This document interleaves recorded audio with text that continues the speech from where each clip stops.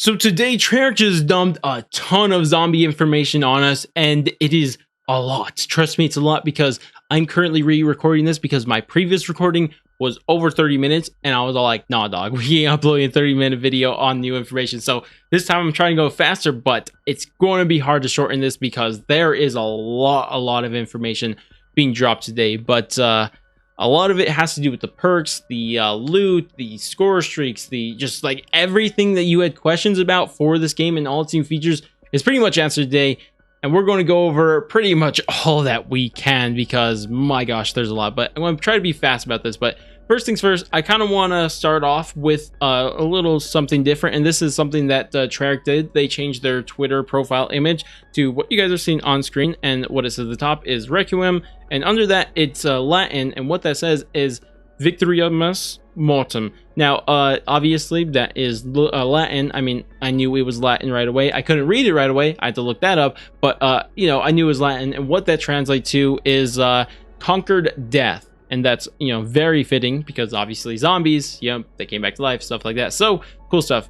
As for the image itself, nothing really I can point out that's significant, but it is interesting nonetheless. Another thing they did that is unrelated to features in the game is that they released the main theme for zombies this year. I'm personally a fan of it. I think it keeps the same energy as the Damned song that we've had for so long in zombies, but it's like different though, and I think it's important when you're starting a pretty much new story is to not keep the same, you know, sound there. You have to like change up a lot of things to make sure people can recognize their difference. But overall, I think it's a good song. Also, if you guys are wondering how it sounds like, it's going to be in the background of this video, and also I'll probably link it, hopefully, unless I forget, I'll link it in a card or something in this video. You guys can check it out too. But either way, let's hurry up and jump over to the features because dang, there's a lot of them. And we're going to first start off with what they started off with, and this is the perk and skill tiers.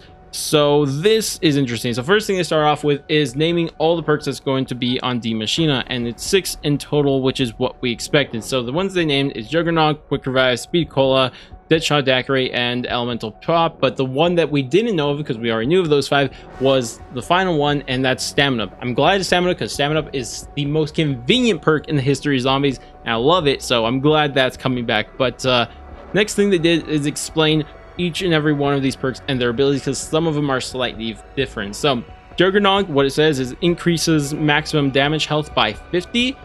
That's interesting. I want to quickly touch on this because only 50, does this mean it's only going to give you 1 extra hit, or what is that based on? Of like, are we still going to get 2 extra hits, 3 extra hits?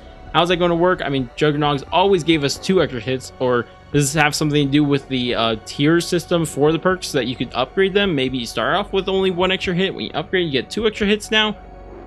Maybe this messes with the armor system. Maybe there's something like that, which is something we'll get into later. But it is interesting to keep your eye on there with what does it mean just by 50. But to me, it only sounds like 1 extra hit, which I don't know how many is the standard hits that it takes to go down. But only 1 doesn't sound like worth it. But either way, next one is Quick Revive, and what it says is reduce the time it takes to regen to full health by 50%, and it reduces the time it takes to revive an ally by 50%. So this is literally the Black Ops 4 Quick Revive. It's not the solo Quick Revive or even previous Quick Revives before that, because it does have that first effect of reduce the time it takes to get back to full health by 50%, which is a really cool effect, and I really liked it in the Black Ops 4. So I'm glad they're bringing that back. But something they didn't mention is that they didn't mention if it revives you on solo, and I'm kind of worried about that because of something we'll be getting into later in this video, but just keep that in the back of your mind. But just remember that because I'm kind of concerned about that. Next one is Speed Cola. Standard stuff increases reload speed by 15%. Stamina increases run and sprint speed. Deadshot Daiquiri, aim down sights, moves to the enemy's critical locations, and removes scope sway. So Deadshot still sucks, in other words. Next one and the final one is Elemental Pop, and this is something we already knew about, but it says every bullet has a small chance at applying a random base ammo mod effect. So it's similar to a perk from Infinite Warfare, if you guys know what I'm talking about, but if you guys don't know, it just sounds like it's going to give you like the Pack-a-Punch effects from Black Ops 3 and Black Ops 4, and they're going to activate like randomly when you have this perk. So, you know, it's like something like that. But after that, they explained the different tier systems, and this tier system seems interesting because when going into this, I thought the tier systems, and when you upgrade your perk to the 3 tiers that we learned from the trophies, but you could upgrade to 3 times in 3 different tiers. At first, I thought this was going to be game-based, and there's a possibility it still can, but I'm not entirely sure, because if you look at the tier-based system currently, or if you look at how you upgrade the tiers, it uses something called the raw Ethereum crystal.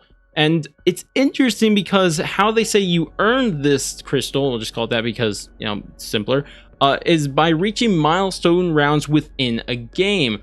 And that's fine, but then they add, or through a successful exfiltration. And if you guys know what the XFill system is, which is something we'll get into later in this video also, is when you just go with your squad or solo and you just exfil the map.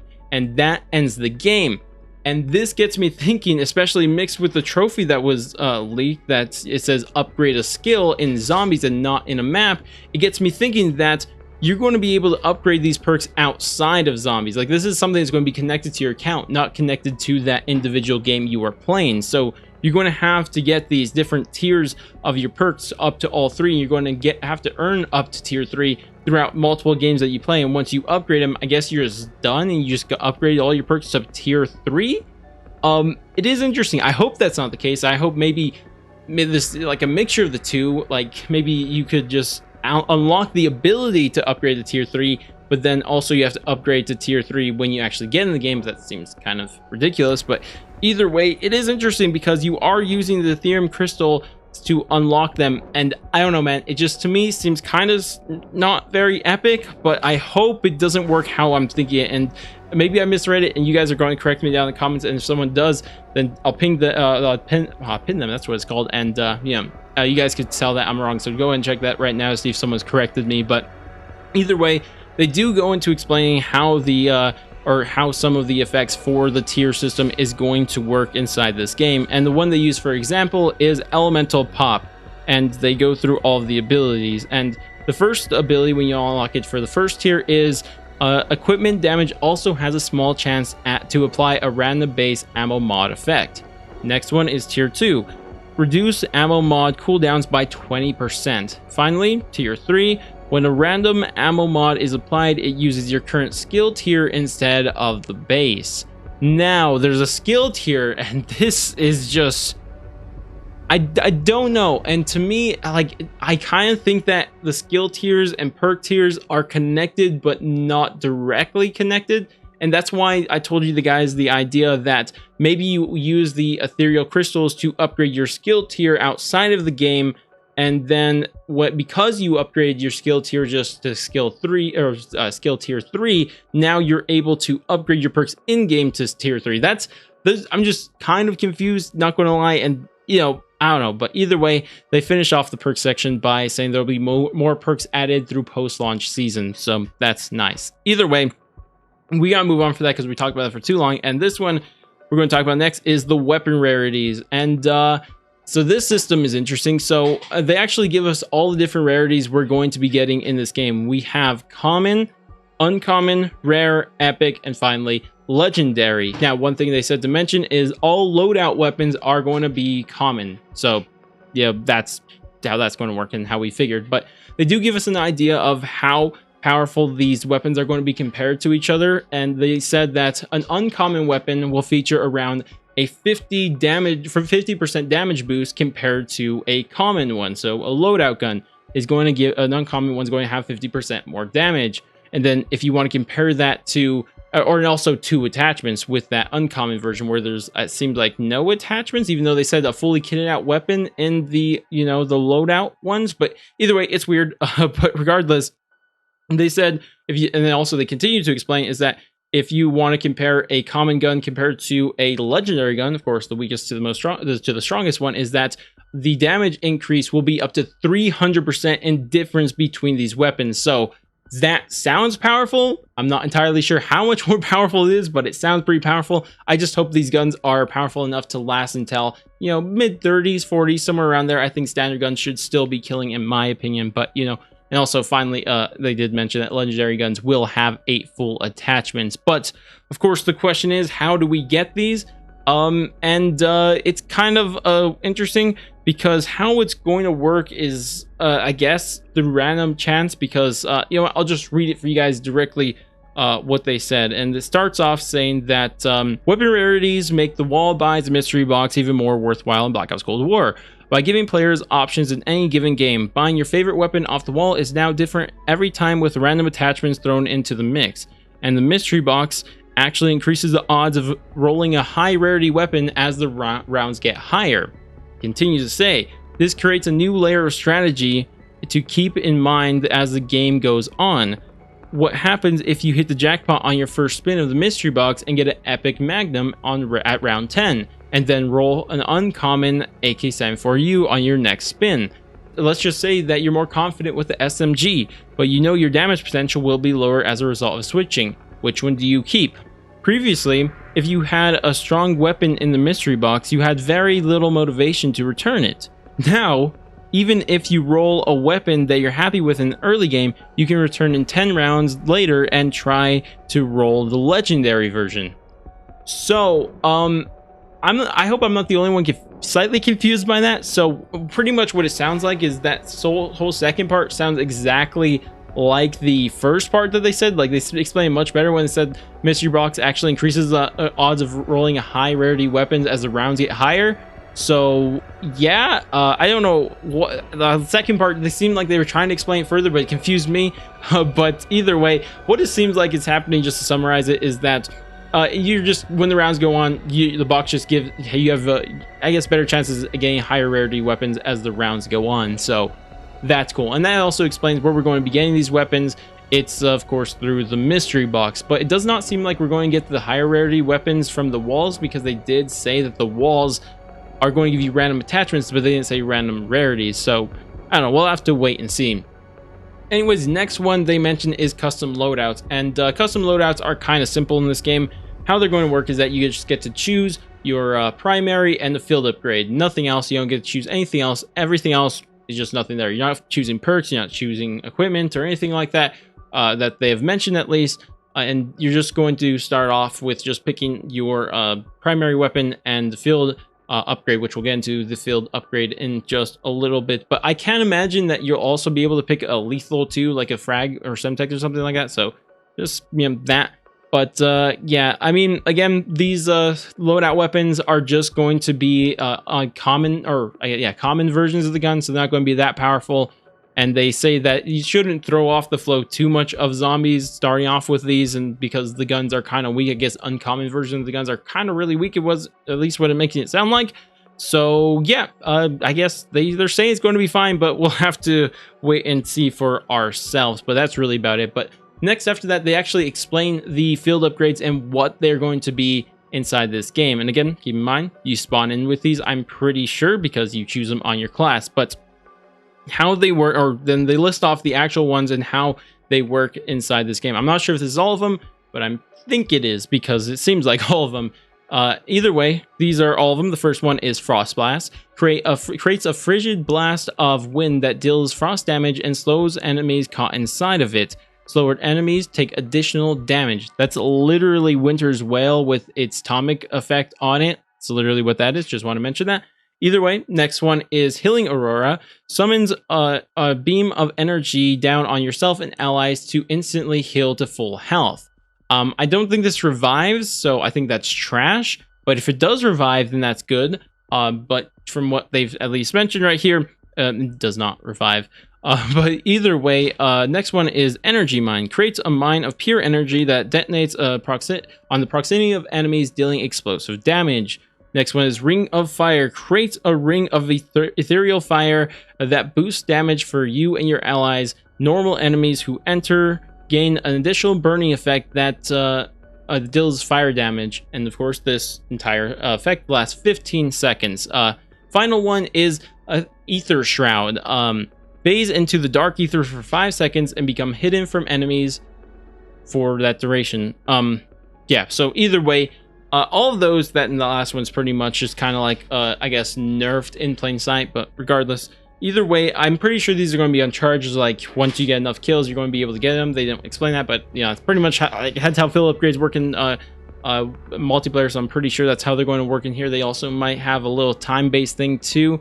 So I think this is really cool. I feel like this is just pretty much the World War II field upgrade, or they weren't called field upgrades then, but it's kind of like that. And I like the World War II ones, and I like their branching effects that they have, but they kind of took too long to unlock with the Raven tokens, and that was a pain. So I kind of want that system. I kind of want a more simpler version of the World War II system, but not too simple. So we'll see how this all works out. I think overall it's a good idea and concept, and it's going to be used by everybody because you just spawn in with them, but we'll see how effective they are once we actually get them. Next one we have is armor and salvage, and I'll just read this directly since it's pretty short. Replacing the craft shield from previous zombies experiences is armor. Armor provides a 360 layer of protection from the armies of the undead. Armor can be found as a rare drop from enemies or purchased using salvage. When worn, it will mitigate the proportion of incoming damage. Every hit will still deal damage, but its durability is limited. So I'm pretty sure what it's saying there is that it's going to take some damage away, but you're still going to take damage. So yeah, if that didn't make sense. Although armor is partially repaired by picking up occasional armor shards dropped from certain enemies, it's a finite resource, and you'll find yourself vulnerable again once you run out of salvage to repair it. You can also fully repair armor by picking up a carpenter power-up. Armor can also be upgraded to 2 additional levels, increasing the damage mitigation and durability. You're going to need this as round progresses because zombies grow stronger every round. Big surprise. Remember, even when paired with an upgraded Juggernaut perk, no amount of armor can save you if you find yourself overrun. Especially as rounds get higher, the challenge increases. So, I don't really have much to say about it. It's an interesting system. We'll have to see how it plays out because it's just something that we're going to have to wait and play to figure out if it's good or not, because it is removing the shield, and I really love the shield in the zombies, and that's my main issue with it. But hopefully it's good and not. I don't think it's going to be OP, but I think it's just going to be not as good as a shield, if I'm being honest. Either way, the next one they talked about is the score streak system, and they actually mentioned that these are called support/score streaks, and they mentioned this earlier that I didn't read for you guys because I didn't want to spoil stuff, you know. But how you actually get these is from the box, which they didn't mention that you're going to get them from anywhere else, but I'm sure you could craft them using salvage, because I'm pretty sure we heard that in a previous one, if I'm not mistaken. But I think you could craft these things too, but at least what they mentioned here is only the box. But they do name all of the things that are going to be these kill streaks or /support. The first one is a combat bow, so that's probably going to be wait, isn't that literally? I was going to say it's going to be like Outrider's bow, but then literally the bows from the Reisendrache were the combat bows, right, from Outrider. So interesting stuff. Either way, that's something. But next thing is Sentry Gun. We saw that. War Machine. We saw that. Chopper Gunner. We saw that. And then finally a Self Revive. Now, I do want to spend a little bit of time talking about this because it does get me slightly concerned for solo play, because what did I mention earlier when we were talking about the perks, namely Quick Revive? I said that they did not mention a solo effect for Quick Revive. And this is what's getting me worried, is that at first I was assuming that, okay, they're just going to not mention it here because everyone knows what it does on solo, right? But then they mentioned there's a Self Revive. And I'm getting kind of concerned for how this is going to work for solo, because on solo, like when you go down, obviously you lose all your perks, and then you go just buy Quick Revive, and you have a Self Revive again. But I mean, are they disconnecting the Self Revive from the actual perk? Because if they are, how do you get the Self Revive? Because they did mention you're going to get these from the box. Is that your only way to get them? And even if you could craft them, imagine how much more annoying that's going to get, because like I mentioned, when it was a perk, you just went back, you just ran to where the perk was, you bought it, and you have another Self Revive, and you're kind of safe at that point. But what if you have to randomly get a Self Revive from a box now? You just don't buy a perk, and you just have to get lucky, or that, let's just say that you have to craft it, but what if you don't have the proper crafting material? And that's what really gets me concerned for solo play, this Self Revive being mentioned here but not being mentioned on Quick Revive. I hope that's not the case. I hope it's still connected to Quick Revive, but we're going to have to wait and see how this Self Revive thing works, because it is getting me slightly concerned. Either way, Next thing they talk about is the loot slash crafting. I'll just read this directly because it's short too. It pays to stay resourceful during an undead invasion. In Black Ops Cold War Zombies, every zombie has a small chance of dropping resources including salvage, armor, and even lethal and tactical equipment. The tougher the enemy, the better the loot. As you unlock equipment and score streaks through standard play progression, that content will become available at the crafting table in-game and can be crafted using resources. Rarity is also assigned to the loot based on its effectiveness. For example, a frag grenade is considered uncommon loot, whereas a symbol monkey is rare drop. So, okay, two big takeaways from that is that, yes, I guess they did explain here you can craft the streaks and stuff like I mentioned that it was a possibility. So that's, cool, because I was pretty sure they mentioned that, but they didn't mention it at that point. But I guess I could just read this earlier and realize that. But the second thing is that a monkey is a loot now. That's weird. How's that going to work? Are we going to is max ammo still going to fill up your monkeys, or how is that going to work? I hope it is. But it's interesting to see that monkeys are going to be a drop now. I mean, kind of like a drop because they're loot. But either way, overall, the looting slash crafting system sounds similar to, I guess, the Infinite Warfare one, I guess. If you guys played Infinite Warfare, you would know that zombies would drop bags on the floor, and you would, walk over there. It'll tell you what it is, and it could be a bunch of different types of grenades. It could be money. It could be tickets in the case of Zombies in Spaceland. It could be just a lot of different things. So, it sounds similar to that.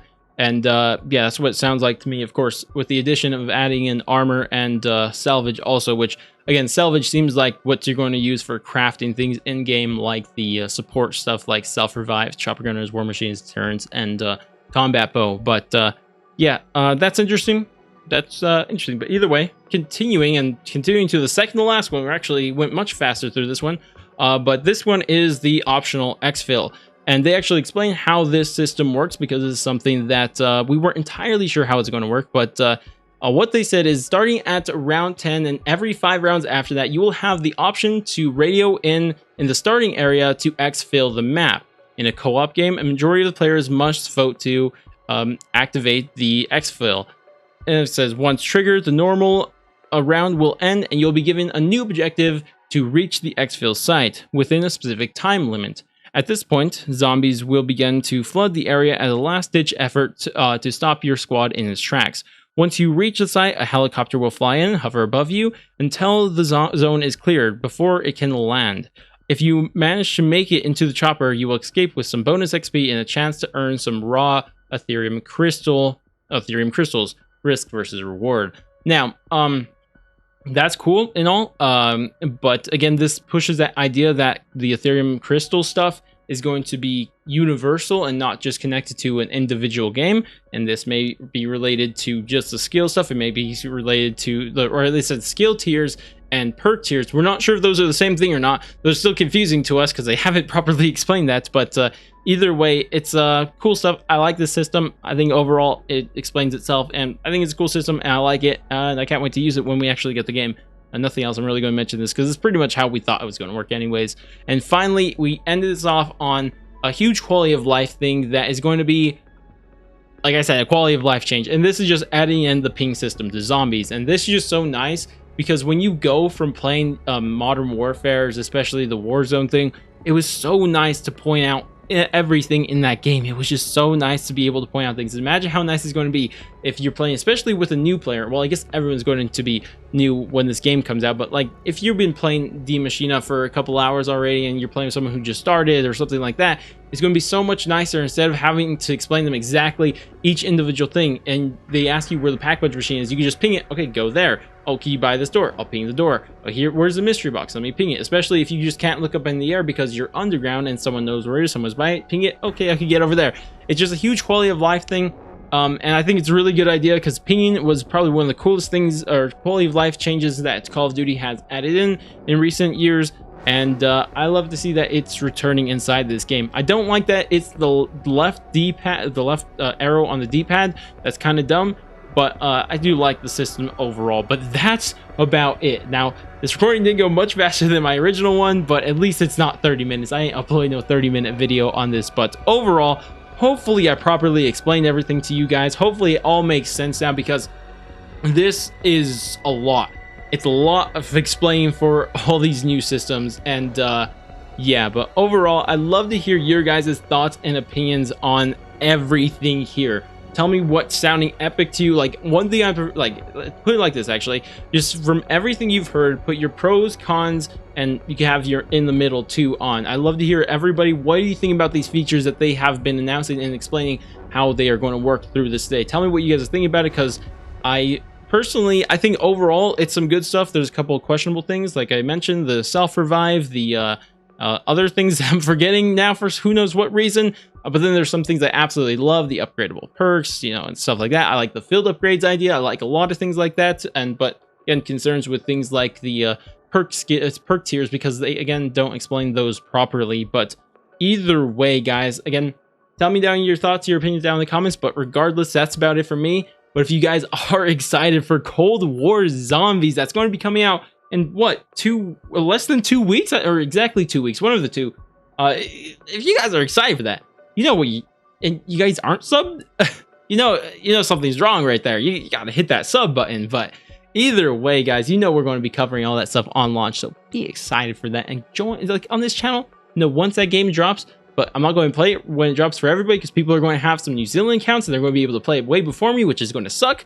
But I'm still going to be able to play it once I'm able to play it. It's going to be a blast. But regardless, I'm getting off track. But you know we're going to be playing on launch is the point we're going to be doing this. We're going to be streaming. We're going to be making videos. We're going to be talking storyline, gameplay, just everything that there is. We're going to be covering it on this channel. So definitely like, subscribe, and bell, share, and all that great stuff to stay tuned for that. And don't forget to bell, dude, because notifications are important. But either way, that's better for me. If you guys did enjoy this video, I'm repeating myself now, but if you guys, but anyways, I'm gonna go and I'll get you guys next stream video or whatever that may be, and laters, guys.